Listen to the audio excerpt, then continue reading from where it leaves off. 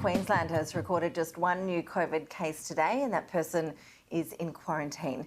Joining us live now is our Sky News Queensland Editor Peter Gleeson. Peter, Fortress Queensland living up to its name. Yeah, it certainly is. Fortress Australia, Ash, that's for sure.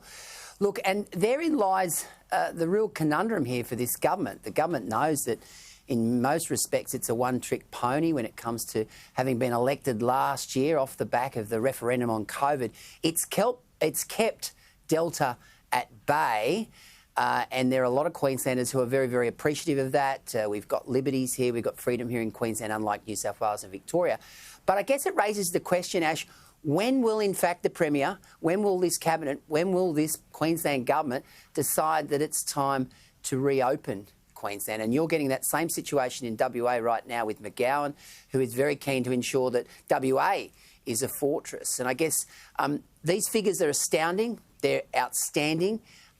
We are keeping Delta at bay in Queensland, but it raises the real question of when, in fact, will the Premier make that very bold and courageous decision to go ahead and reopen the state. December 5 is the date that people keep talking about will be 80% vaccination, but my information from Cabinet is that the Premier is loath to open Queensland while ever the Delta variant is so aggressive and wreaking so much havoc in those southern states.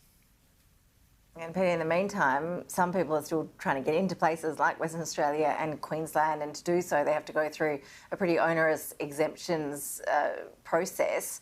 Today we've heard from the Human Rights Commission, and they've been pretty scathing about Queensland's exemptions unit and how it operates.